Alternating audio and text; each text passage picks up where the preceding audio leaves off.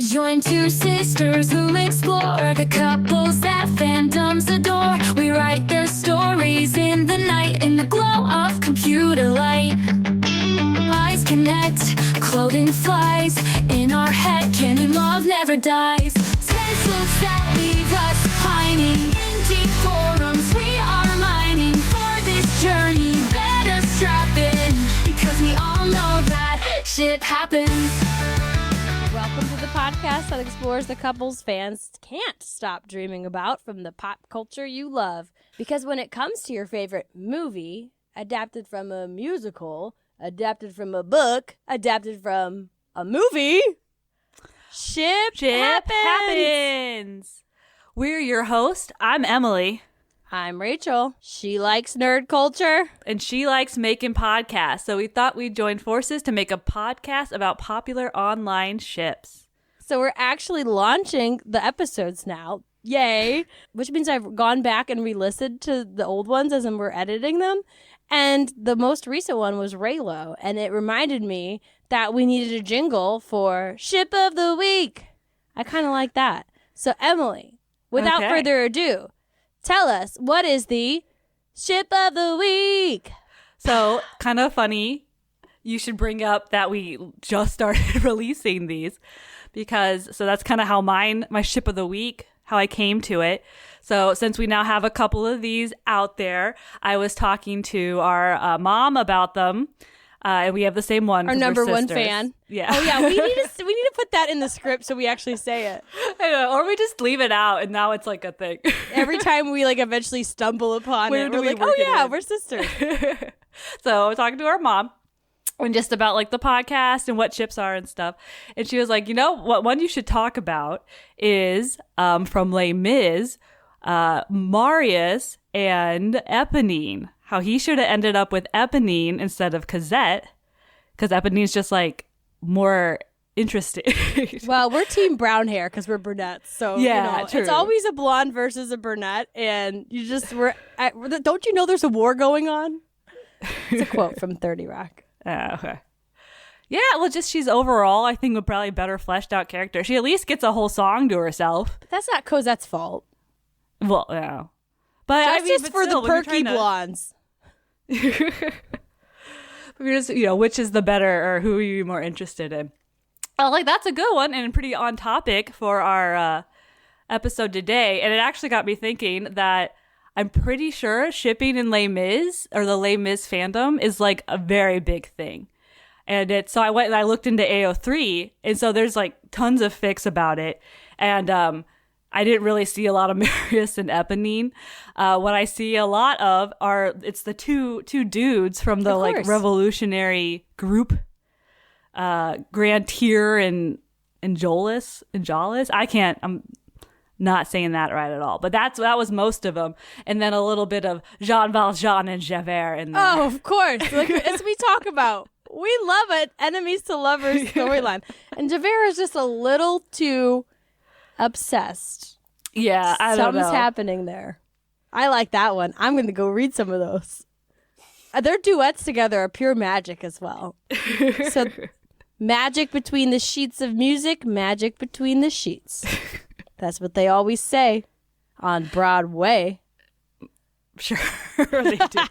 But that, kind of really brings us to our topic this week, the topic of the episode, some more magic between the sheets of music, because these two leads have several songs together. It's a pretty famous duo, and we are talking about Wicked. So the two leads of Wicked, Elphaba and Glinda, or Glinda, I guess Glinda for most of it. Yeah. Well, I think it's Glinda the good from the book or the movies, right? The Wicked Wizard of Oz.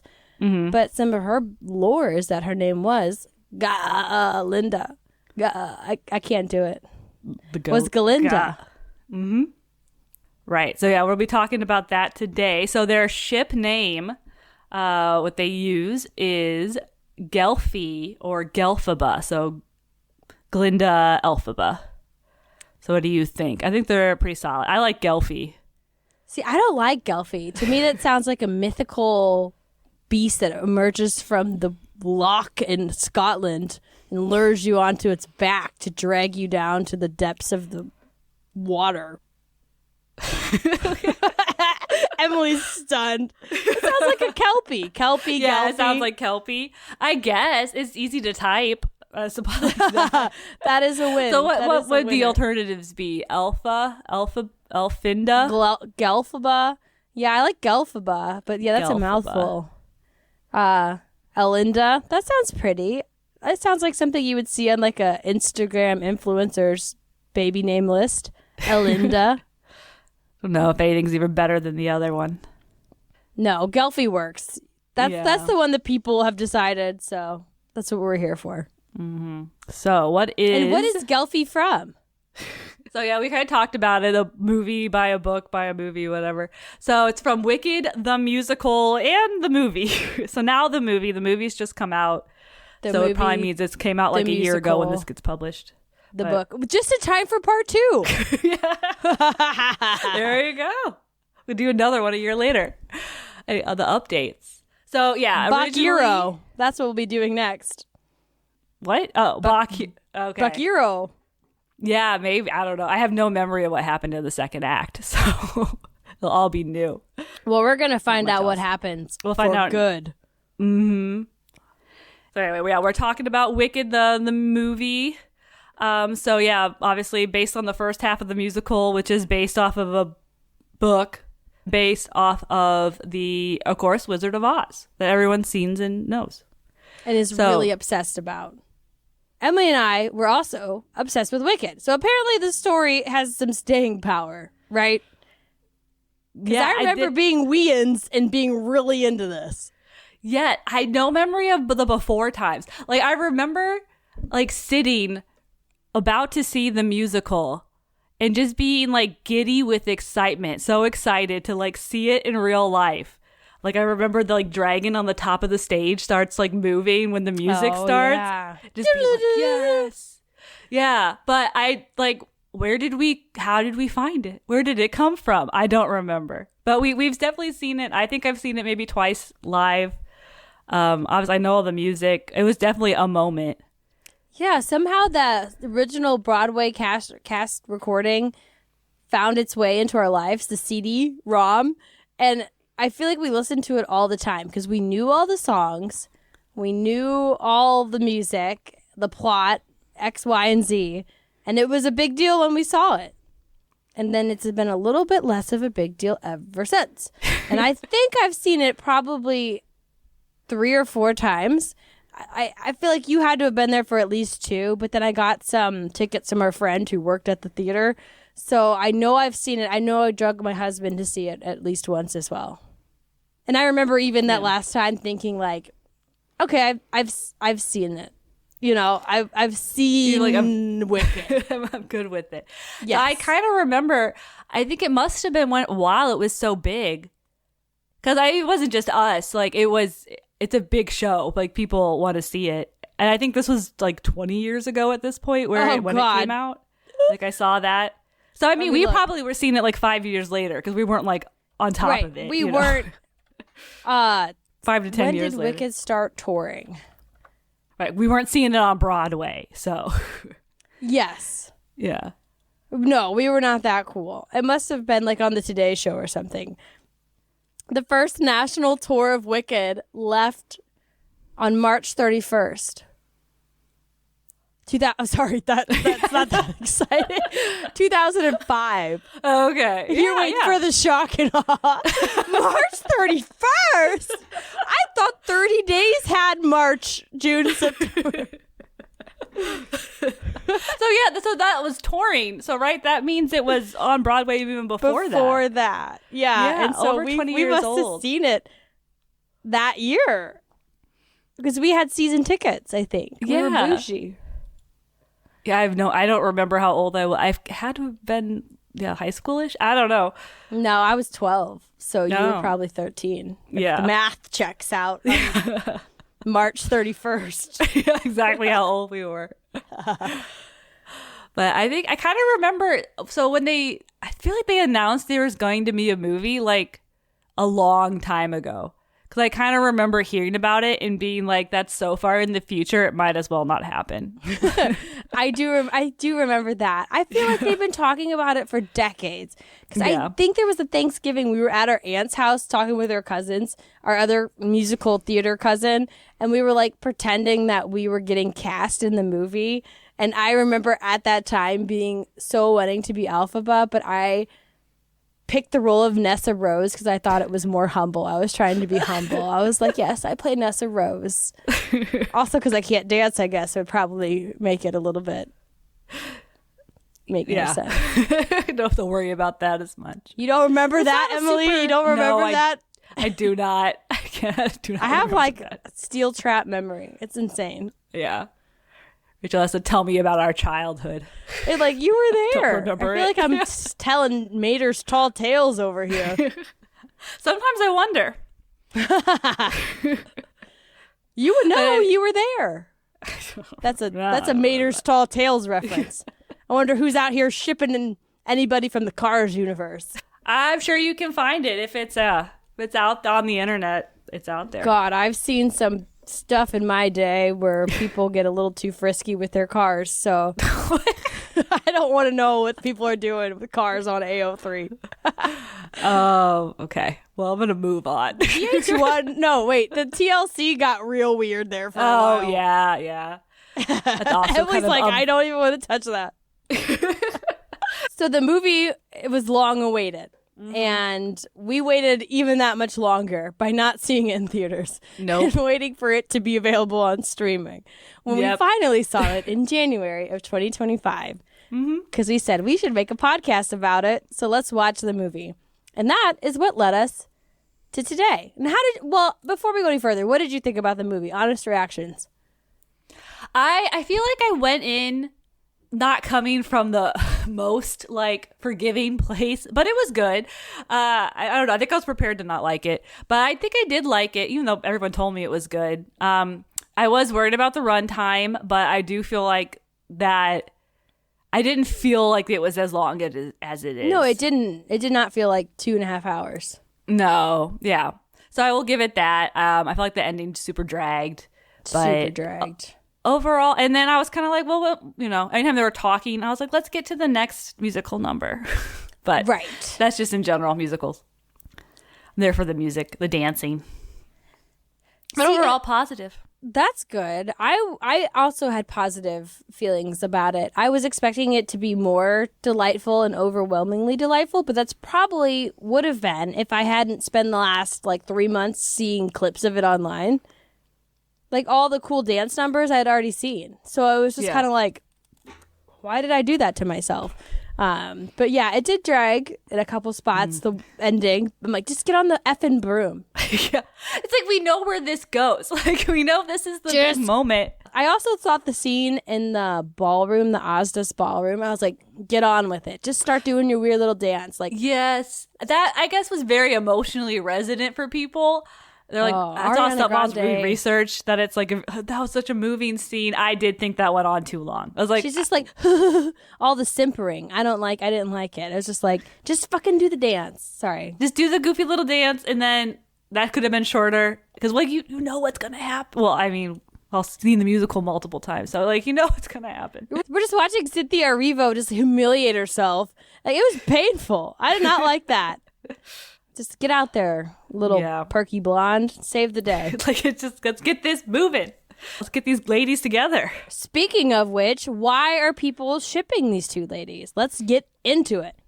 So what happens? What happens in Wicked? Why do people feel the chemistry between these ladies? So these women are kind of thrown together. They both go to the same college, Shiz University. And at first, they don't like each other. So when Elphaba shows up, Elphaba's the Wicked Witch of the West. So if you've seen The Wizard of Oz or any of the promotional material for or this, any which Halloween because it was decorations. Yeah. Just she's green. And it's a problem, I guess. It's a big problem. So she shows up, she makes her grand entrance, and everyone's extremely weirded out by her green skin, even though this is a world with magic and talking animals. But green skin's too far. You got to draw the line somewhere, right? It's good to know where the Munchkins and the Hoop-de-Doos or whatever of Oz, where they draw the line at what's acceptable and what's not.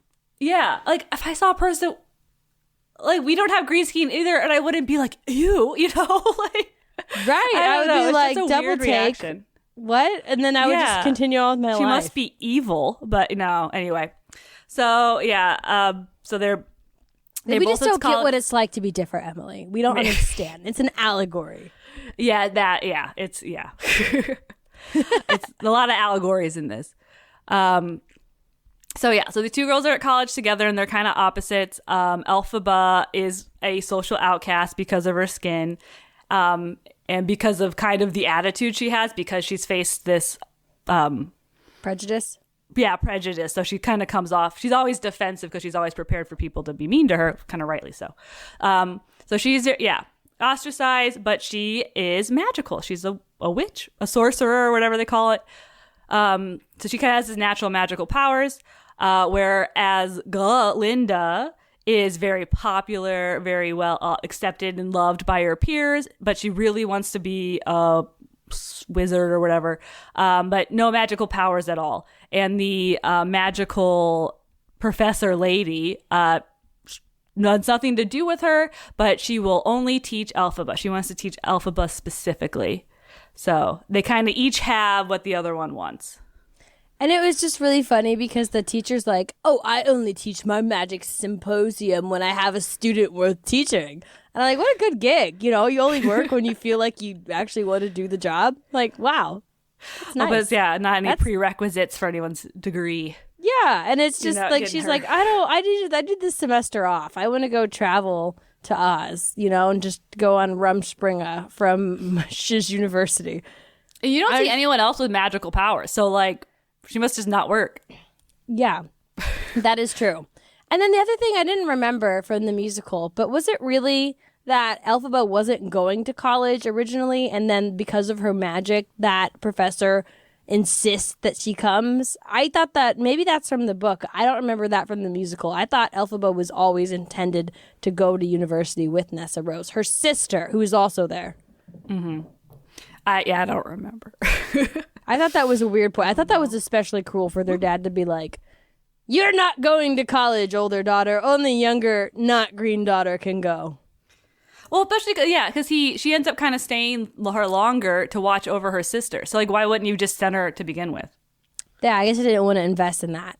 Which her sister... College is expensive. Because that's a point of interest is that Elphaba's younger sister is wheelchair bound. Mm-hmm. And that's kind of, the impulse. When she does her big magic display, it's because someone's just started rolling her sister away. She's very protective of her sister. Yeah. Right. Which will come one might assume if Elphaba becomes Wicked Witch of the West, then Nessa might become the Wicked Witch of the East. Mm-hmm. And we know that because we see the ruby slippers. What are we talking about? Yeah. I'm like hinting at they make a big deal about her shoes. Yeah. So after the magic and stuff, the magical explosion or whatever, Elphaba gets enrolled and they don't have anywhere to put her. So she happens to end up in the same room as Glinda. She's supposed to have a private suite, but now they're roommates. And they were roommates. I know. You hear the joke everywhere on Reddit. They were roommates. Anyway, this brings up animosity as they clash. And this is expressed via the song Loathing that they sing at each other angrily about how much they hate each other. But it some people are like, hey, some of these lyrics, they maybe sound like something else as well. Maybe not just loathing. Some direct quotes from them are, my face is flushing, my pulse is racing. Things like that. And the creator of the musical, Stephen Schwartz, he even said in an interview, background information, musicals are pretty formulaic once you get to know them. They all have the song that goes right here. And according to old Steve, this song was actually a direct foil of the very musical cliche Love at First Sight song, like 10 minutes ago from Rodgers and Hammerstein's Cinderella, which is a musical that was made for the stage, not to specifically star Brandy, which I didn't know. I didn't know that until I was at the No, yeah. It's just that movie with Brandy. Yeah.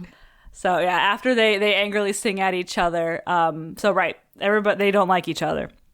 But things change because of Elphaba's relationship with her sister. So Glinda kind of accidentally sets up Nessa Rose with her crush, Bach. kind of just to get him off her back. Yeah, not really on purpose. But Nessa Rose is so thankful and happy with this that she asked Elphaba to kind of thank Glinda for her. And so what Elphie does is she sets it up with her magic teacher so that Glinda can be included in the magic lessons. So this kind of makes Glinda reconsider her whole attitude. And the fact that she was being kind of a bitch to Elphie, the hat, she gives her a hat to wear, tells her it's fashionable, but really it's ugly. It's you didn't have to do that, Yeah, there was literally no reason to other than just spite. Yeah. So, so when Elphaba shows up to the dance or this party that everybody's going to, everyone laughs at her ugly hat, and Glinda stands up for her and they do a little dance together. And then from then on, they're friends. And Glinda kind of decides to take her under her wing and make her popular, which is the next song they sing together. Yeah, they become two great friends. Two best friends. There's a weird emphasis on friends there. Mm-hmm. And there was some eye contact, some looking back and forth. Mm-hmm. So yeah, that line happens at the Emerald City where Elphaba goes because the Wizard of Oz, has heard about her amazing magical powers. She brings Glinda, her bestie, along with her, where they find out how evil the wizard is, and there's talking animals in this. He's leading, and he's using the talking animals as a scapegoat to unite the people of Oz against a common enemy. It's just very timely that this movie did decide to wait as long as it did to come out. It feels like it parallels what's happening in the world just a smidge, unfortunately. Well, yeah, and it's unfortunate it paralleled back then too. So I guess people never new. change, whether they're humans now, humans 50 years ago, humans 100 years ago, munchkins in Munchkinland. We're all the same. Prejudice someone for their appearance, prejudice against the animals. So yeah, Elphie decides this cannot stand. She's already shown to be a friend of the animals. So she decides that she's gonna, she's an ally. So she's gonna bounce. Sorry, that word you can't say sincerely anymore, but it's perfect. Yeah. So she's leaving, she's bouncing, she's heading out of society. I think she ends up leading kind of like a revolutionary terrorist cell against the people of Oz, to try to make changes. Domestic terrorism. Yeah. But even though Glinda is there, kind of helps her escape. She decides she cannot follow where Elphaba goes. And she's going to kind of stay in society and continue to benefit from the status quo. Maybe work from the inside. I don't really remember what happens in the second. Something like that. That's what she would tell herself. Yeah.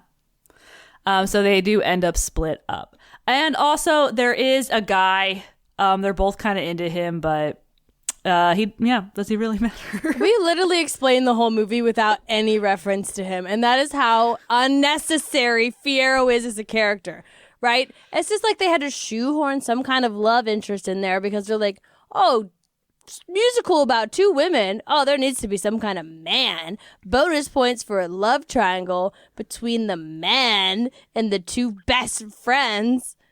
And that's coming from somebody who really likes Jonathan Bailey. I mean, Bridgerton, I was like, oh, wooga. It's not fair. There's no God above if that man is for the men. They already get everything.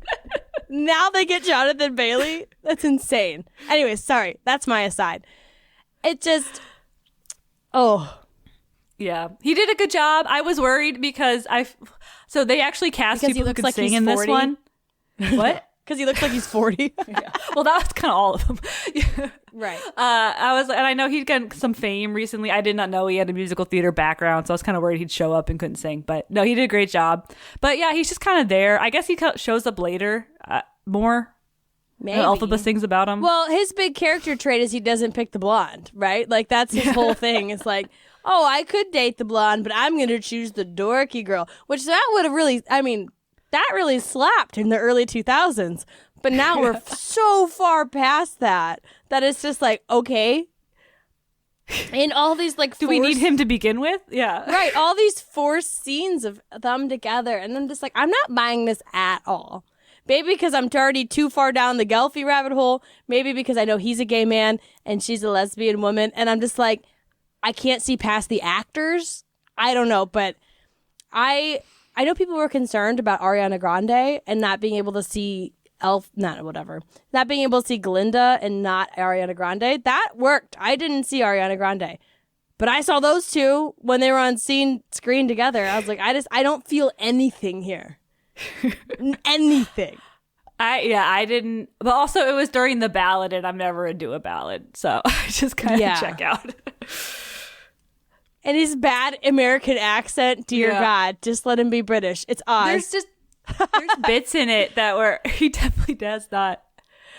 I listened to the music while like writing up our little cheat sheet we have, and there's just one line where he's like, "You're perfect." It's like, no, that's so British. It's so British. Yeah. It's just like, come on. Yeah. We're not feeling it and other people aren't feeling it. Yeah, but it's just funny because he comes in and he has this really great meet cute with Glinda, and that scene was, again, missing a little bit of chemistry in my book, but like it was meant to be a meet cute. So that gets us to our next segment where we look at the couple we're talking about today and we decide meet cute or gets the boot. So in this meet cute, this happens the moment Elphaba shows up at college. So while everyone's freaking out about her skin, Glinda, sees her, notices, and offers to fix her with magical powers that she does not possess. She says, "When in the future, after I'm a great sorceress, I can fix your skin." And Elphaba is not impressed. It's not great. That is like the Oz version of nagging, if I've ever heard it. She was like, "You'd be really hot if you lost 10 pounds." Just like that level. It's just like, ick. Well, it'd be like, you'd help. Yeah, if you lost 10 pounds, and I could help you once I finish my personal training seminar. Come to my Pilates class. Yeah, I can make you look real good. Yeah, that's And there's definitely ways to have like verbal sparring.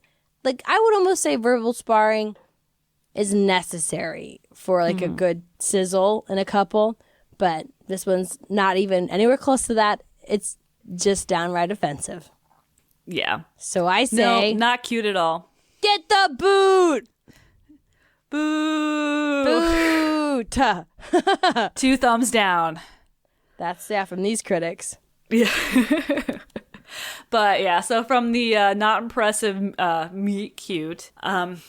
Things get better though. Because people are shipping them. Why? Why are people shipping these 2 ladies? What do they see there? So honestly, when I watched the movie, I was like, yeah, I get it. I think the movie really played it up. Yeah. Really played it up. I will say, never crossed my mind back in the day. But I was, They were just both chasing after the dreamboat. Mm-hmm. But yeah, the movie, I think it comes off pretty gay, honestly. Not explicitly. They're not like leaning in that far, but... They never do. They never give us what we want. Nope. So, yeah. So where does the ship come from? I mean, the loathing kind of sounds like a love song. And popular. Glinda tries to give Elphie a makeover, but, at the end of the song, she decides she's beautiful just the way she is. Which then Elphie runs away, overwhelmed by her feelings. And I was like, yeah. You already know what you wrote. Run away by her obvious gay panic. I was like, that's fair. Because I thought that was bizarre that she would just get up and like sprint out of their dorm room. I don't know where she went. She's just like, oh no, having feelings I'm not ready for. Yeah. But okay, so an example of one of the ways they played up some of this as well is when they're singing Loathing. They're like filmed in bed, like tossing and turning. Yeah, I wanted to add the that. other They one. like definitely sing to each other in bed. I think a couple times. I think in Loathing they're in separate beds, and then Popular at one point they're in one bed. Yeah, she like pulls her into the bed with her. Yeah. And so it's just like, I get it, it's a dorm room, and like that phase of your life, I felt like socializing was done on people's beds. Like you would go to your friends, because everybody had big communal houses, so you would just go to your friend's room and like hang out there. But this was excessive. Yeah. You would like sit. You're not like full. Laying down. Yeah. People are reading, they see some tension there. And I mean, basically, in like I said, we did the whole summary, didn't talk about Fiyero. We didn't really talk about Nessa Rose that much. Definitely didn't talk about Bach. So, Right, Bach. And so then they had, I'll just jump in with the extra scenes here. Oh, okay. And then, so there was scenes that they released as extra footage to the deleted scenes that even added more credence to this as well, where in one of them, Glinda wises up, and after Elphaba puts everybody to sleep, except for Fiyero, so that she could save a lion cub, because she's a hashtag ally, she put up a leopard print square on her Instagram that week.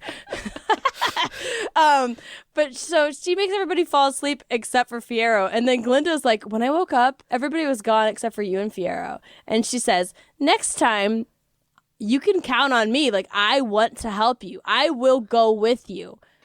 She said, do not leave me behind. And Elphaba goes, I won't. And then when she tries to get her to come with her, what does Glinda do? I'm going to stay back. I'm actually good. This is your thing. But anyways, I thought that was funny. And then they're shipped together. Some people were shipping them back from the stage show. But before that, the book, they actually have a kiss in the book. So I listened to a podcast. I re-listened to Overdue's episode of Wicked, the book. You did and I research. took notes. Yeah. Well, I listened to it while doing some boring stuff at work. So I listened to the podcast. I was working, and then I was like writing notes. But the notes were 3 things. So it wasn't a lot of notes. But the one thing I did write was, and I quote, latent romantic attraction. So in the book, it's pretty clear. Although unacted on, it doesn't really go anywhere. There's something there.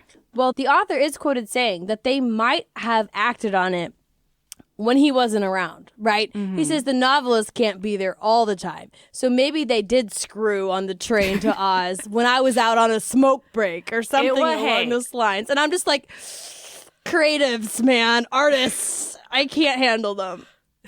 Well, I saw the musical came out in 2005. The book must have come out before that. So I don't know. Maybe in these days it would have been more explicit. But the society wasn't ready for it because gay marriage wasn't even legalized until 2014. So that was like 20 years, 15 years before the mass public was chill, you know? Will and Grace wasn't even airing yet. I listened to an audiobook. That was one of the things how Will and Grace did. Did great things for gay rights. In my town, they edited it so much that it was just called Karen. That's another 30 Rock reference. You know, I just, like, when Laura and I podcast, it's just an endless stream of 30 Rock references. Yeah, I don't know any of them, so you just say stuff. It's like you're just like, okay, thanks, Aunt Rachel, for saying weird things at the family get together. You gotta watch it. It's on Hulu for free. Well, you pay for. I watched it at one point. I just have encyclopedic knowledge like you do. That's because I watched it 1,000 times. Sorry, I gotta get back into it. Okay, so it was explicit in the book, and then we got off on a tangent. So yeah, and so we have the author is a Gelphie fan.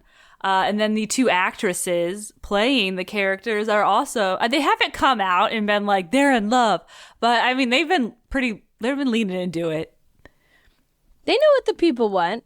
And I mean, they had a pretty noticeable, they had a pretty notable press tour, at least on my For You page. So, of the many shenanigans these two ladies are going around doing, I feel like the leaning into this is one Ariana Grande does a lot, where she was saying that Glinda's in the closet a little bit and all this stuff that gets fans in a roar. But, oh my God, these two. To summarize what they are, what I feel like they're doing right now. One time when I did theater in high school, I started like talking in the same accent or whatever as the character I was doing because I was 16 and insane, right? But that's them as 30-year-old adult women. It's like they think they are Glinda and Elphaba. And they're like running around together, going to all this media, holding each other's fingernails and whatnot. There's like a picture of them. I think maybe they just want to bang. Because like there's a picture of Ariana Grande and Cynthia Erivo at some kind of event. And they're like clutching each other in their seats, like hanging on each other. And then Cynthia's long-term partner is just like sitting in the background on her phone. Like, what the fuck is going on? I'm uncomfortable looking at the photo. Like that woman, there's a blind item that she does not like Ariana Grande. And like, I could totally get it because what is she doing? I mean, I don't even think she is gay. Ariana Grande really wants to sleep with Cynthia, but she's just like, or with her track record and everything, I just feel like she wants her to want her too, you know? Anyway, sorry, that's that. We're not a celebrity gossip podcast. On the blind items. I feel that musical theater people are just all, I mean, you know, they're musical theater people. They're the reason I stopped doing like musical theater. That and like my lack of talent. Those are the two reasons. I feel like, I don't know if we need to keep this in, but you know, did I tell you this? So Lin-Manuel Miranda. I feel like he hit a point where all of a sudden he became cringy. Like he was popular and then he became cringy. And it was like, yeah, he's an adult who does musical theater. Like they're all like cringy. Yeah, the man's a flippin' genius. And I hate that for us. But good for him. I don't want to like him. But everything he does is good. But he's still a theater man, you know? Yeah. It's like he's objectively he went to Juilliard. talented. He's a professional theater person. Exactly. That's so you the just only can't hold. You just circle can't he's expect known. them to not be cringy. That's just how they are. So yeah. So why do people like this ship? I mean, I think it's out of all the cast of characters, they're the backbone of the show. This show is about the relationship between these women. So yeah, people want to see them together. They're the most interesting things in the show. And then this is where I actually have my most trouble with it because like why do all meaningful relationships have to be romantic? Like can't a solid friendship be enough on its own to support the narrative? Can't the gals just be pals? Can't the gals be pals? That they're roommates. That's where a lot of criticism is. Like people, I think, got a lot of meaningfulness out of the relationship between the two characters, just in a platonic way. But also, I was on Reddit. I saw a post. People were like, "I'm not seeing it. Where are people seeing it?" And some queer women were like, "Yeah, I had relationships like this." You know, it was intense female friendships. And then later in life, I was like, oh, that's what happened there. So I don't know. I mean, the gals are pals in the movie. It's not explicit. So I think it's up to whoever. It's up to you to decide what you want to see. This reminds me of the Nandermo episode, right? Because if they stay true to the musical, like they're not going to have they're not going to have a chance to talk about these feelings and express them.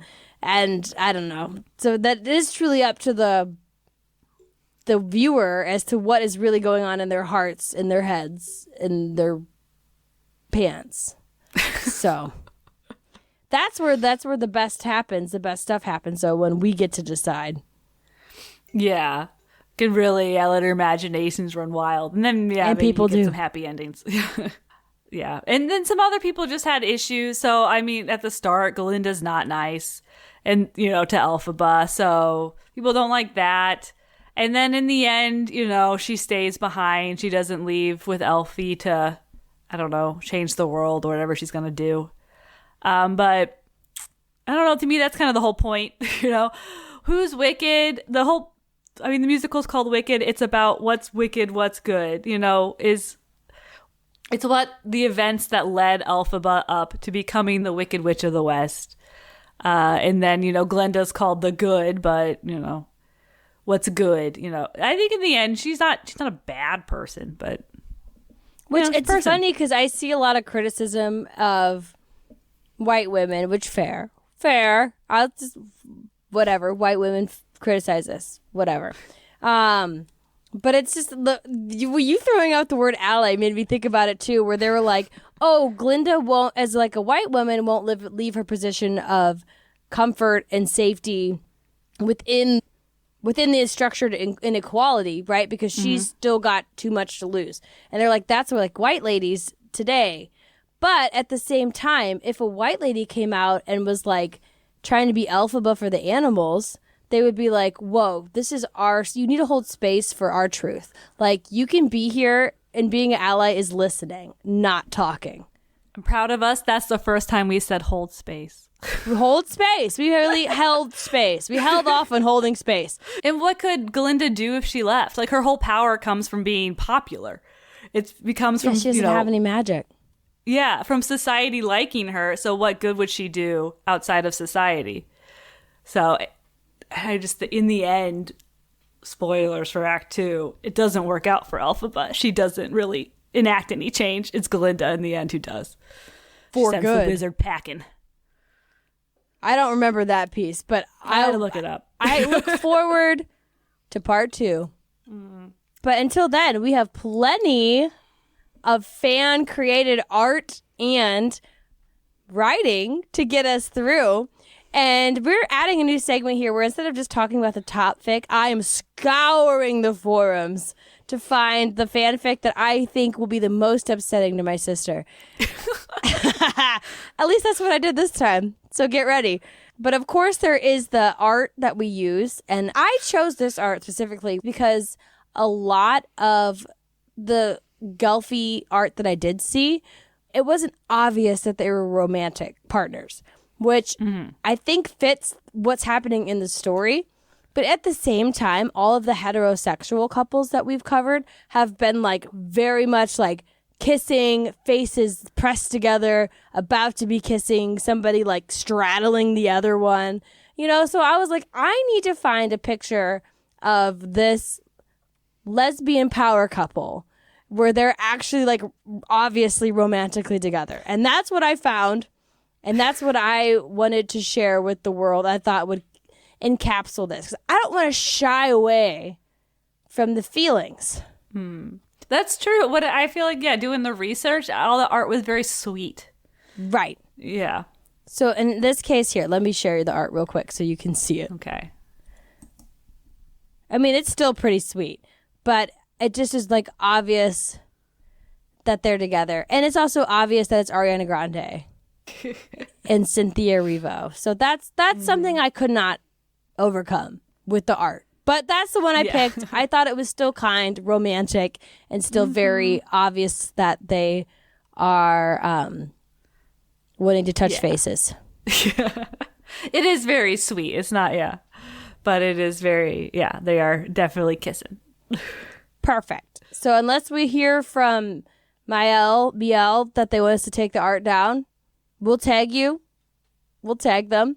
And check out the rest of their art is really good. They have some really pretty pictures of just people and then also reimagined characters from media. So I really like their style, which I guess is going to be the theme of the art that I pick. Is going to be, I like their style because I'm the one picking. So the fanfic of the week that I picked, I had to go heavy. I had to go swinging for the fences on the first one. So not only is it like one of the more recent ones that were published under the Gelphie, the Elphaba / Glinda section, but it also has some really surprising tags that I thought would work. Okay. That I thought would be funny. All right. Let's see, 'cause I was Including also looking at the most recent one, so I'm interested at which one you picked. it is called I Late saw Bloomer by King Cat. It was published in January this year. Right now it's about 14,000 words. Has almost 140 kudos. No, has almost 140 comments and almost 1,000 kudos. So good for you, King Not good. Cat. Yeah, that's not bad. And it was includes, just published too. Yeah. Yeah.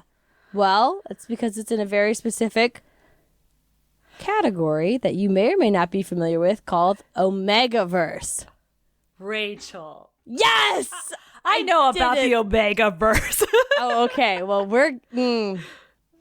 this one's caught my eye because of the Omegaverse tags and also tags like Glinda has a big dick. So I just was like, I'm going to read it. I got to figure out what's happening. And I had to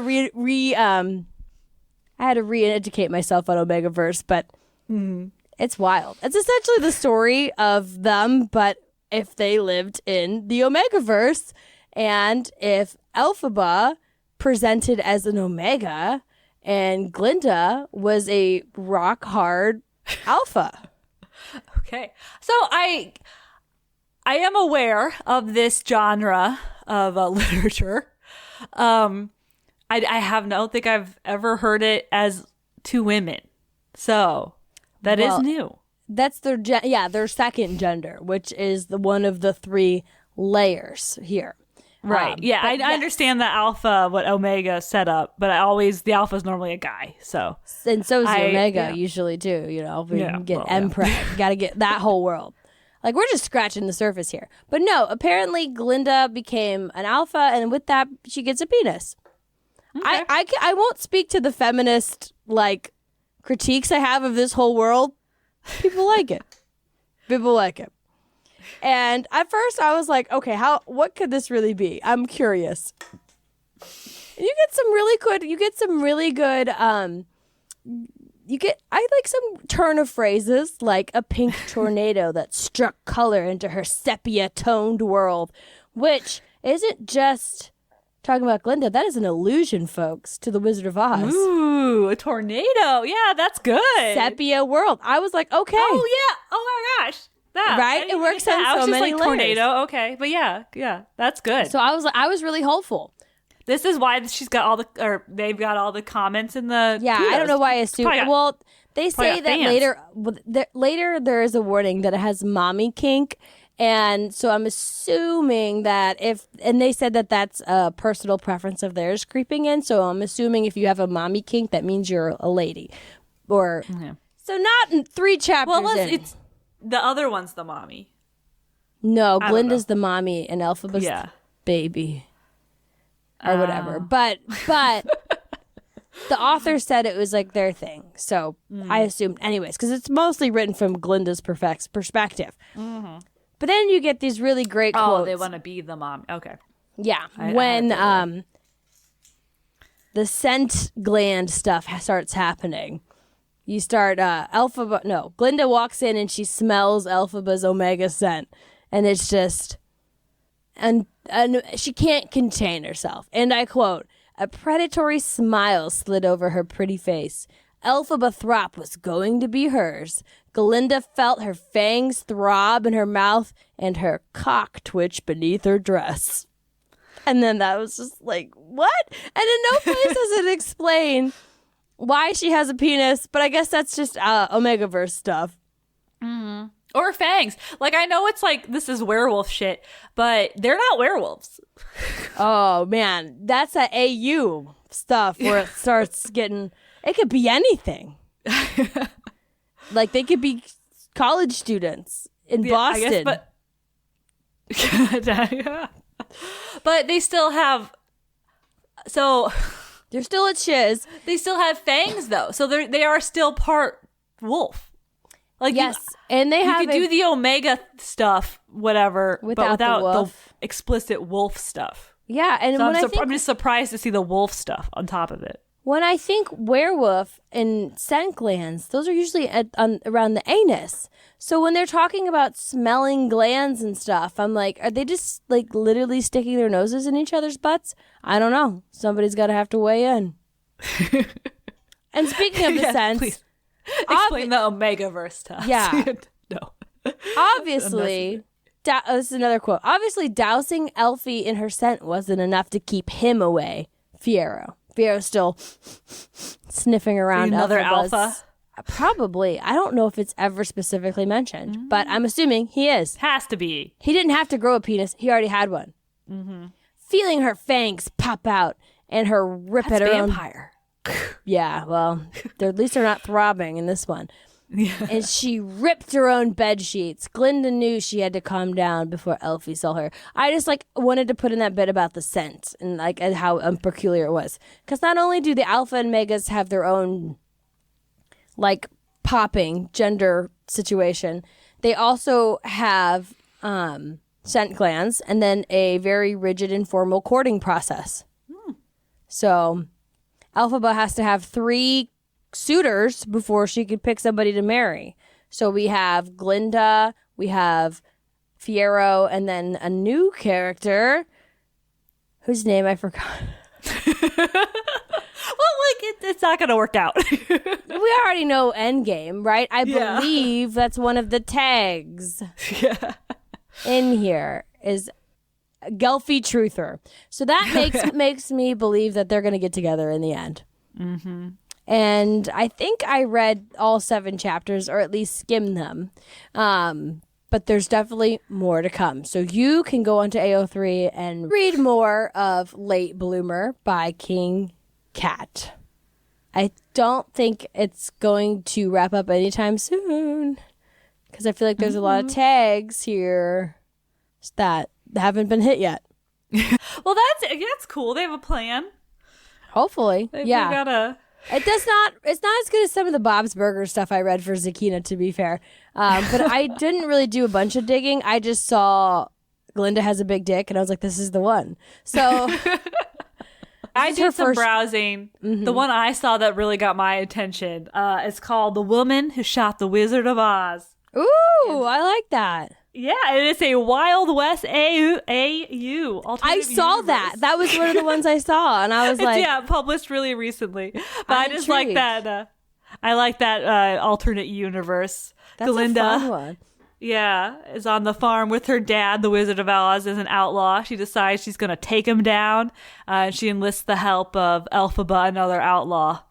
And Elphaba teaches her how to shoot. She does I did read it because it's really short, but she does the thing where she is behind you and helps you hold the gun and stuff. So a little steamy there. But yeah, they're not together yet. They had a fight. So we'll have to they had a fight for the next couple of chapters. Yeah, it's moving pretty quick. Glinda has already killed the Wizard of Oz in some rather unbelievable circumstances. But oh my gosh, I'll have to go read it because I saw that one and I was like, I'm intrigued by the concept, but at the same time, yeah. It was just, you Glinda has a the big dick. Wild West. You don't see that as much. Right. I know that people get so creative. People are so creative. I love that. I kind of like that. Well, and the tension of the gun holding scene, right, is definitely a little bit more subtle, a little bit more sexy than the older girl's hands never left her ass, making her feel warm all over. A little bit more implied. Yeah. Yes. Yeah. I don't think it's that kind of fanfic, but I like the creativity. I did. That's really good. I might check that one out after we get off the phone and see what it's about. I feel like the more we do this, the more we're going to be drawn to those really conceptual ones. Yeah. They're going to be like Roger Ebert and whatever. There's just the weirder the movie, the more we like it. The movie That's critics. when you floated this to me, I was like, I don't know what would be shocking about fanfic when I'm expecting it to be wild. Okay, good. So it's, yeah. Well, I think these were 2 good ones to start with. One that's the most fanficky of fanfic, and then one that's fanfic at its best. Yeah. No offense to King Cat. I was impressed by the tornado thing. So I think that, some substance to the spice. Yeah, my favorite thing about this is, as somebody who's new to fan fiction, like I've never read a lot before, are all the self-deprecating notes that the authors leave on the chapters, being like, it's probably garbage, but here it is. It's just like, don't say that. Don't cut yourself short. Clearly an audience. I know, more than that list they'll ever listen to this podcast, that's for sure. I know. So I'm going to start writing fanfics, and that's probably the only way to ever actually have people see my stuff. You can. I'm going to. We've already talked about it, but yeah, you could get a whole book out of that these days. I'm going to tell you my idea for a fanfic after we stop recording. Okay. Anyways, I'm just excited to talk about it because I had forgot about it until this week when we actually started looking at fan fiction again. And I was like, oh, yeah. Anyways, where does that leave us? So those are just some of the top fics you can find on AO3. I think it's time for us to pop this bubble of an episode like Glinda with her star wand. And the way to do that is by sharing our final true pairing scores. Emily, what do you give the Gelphie shipping? The Gelphie ship. Want to give it like 4 out of 5 flying monkeys, I guess. I'm like, I support it. I see it. I believe in it. But it's just in the media itself, I know it doesn't pan out. So it's kind of... It's hard to see it. Yeah. Yeah. And they kind of just, I feel like they had something in their college days and they just, they go in different directions. Didn't act on it. When you wake up next to him in the middle of the night. Kind of Chapel Road vibes there. And it's just how it is sometimes. Yeah. Yeah, that's pretty positive still. 4 out of 5. Okay, this might be tough. I've been really positive on the couples we've done in the past, so I feel like I need to get a little bit more discerning. I give them 6 out of 10 square pants for a sponge because I can't remove myself from the real life dramas. I can't remove myself from the real life actors, and I don't know. I don't think they need the romance. I'm one of them that don't see it, even though they're trying to like more make it happen. I'm like, sure, I can. I don't know, what am I seeing with my eyes and what am I hearing from the fans, right? So it's hard for me to say. Do I think they're a little bit above average for like you take 2 people off the street and put them in a marriage? Like, would it work? Yeah, probably a little bit above that, right? Hence the 6 and not the 5. I'm like, you see the spark, like there's potential, but like, I don't know. Yeah, we need some criteria. How do I decide? Right. It's like, the water is not ice cold. It's like not neutral. It's like slightly warm. That's how I'd say it. Yeah. It's like, to me, okay. I'm not the norm. I've not lived other people's lived experiences. But I didn't see it as much. I thought there was more chemistry between Idina Menzel and, Kristen Chenoweth, like more like good friend vibes there and that kind of stuff when they came on for their cameo. I was like, these are 2 people who maybe have been married for 20 years, Yeah. That was so good. I enjoyed that as well. That was really well done. Yeah, so maybe I should say 6 out of 10 surprise cameos from original cast members. Cameos from the OGs. Yeah. Yeah. All right. Well, that's as much as we could probably talk about Gelphie. For me, at least, if I'm being honest. Well, okay. I also was just doing my research for the next episode we're talking about, and that couple is sizzles, man. So when I put it in my head, they might be the benchmark to beat. So have we talked about the next couple? We did a long time ago. Oh, okay. Yeah, I don't know who you're talking about. So this will be exciting for me once we finish this episode. And you can get to hear about it. Oh, my God, my heart. Okay, so they're like, yeah. So when I think of these 2 compared to those 2, I'm like, meh. So I get the solid mid-range. Okay. Well, you guys are going to want to stick around so you can hear who this next couple is, too. Be sure to leave us a rating or review. It's how we grow the podcast. It's obligatory. And if you liked it, be sure to share it with your fandom. because that's who's going to want to hear about all this stuff. Probably. Hopefully. Hopefully someone wants to hear it, I guess. Our mom. Or not. We can scream into the void. That's okay too. That's okay. It's the process. It's not the destination. It's the journey. Honestly, you don't want people to listen. I don't want any kind of feedback. Okay. We will see you next time. Yeah. Until then, remember, ship happens!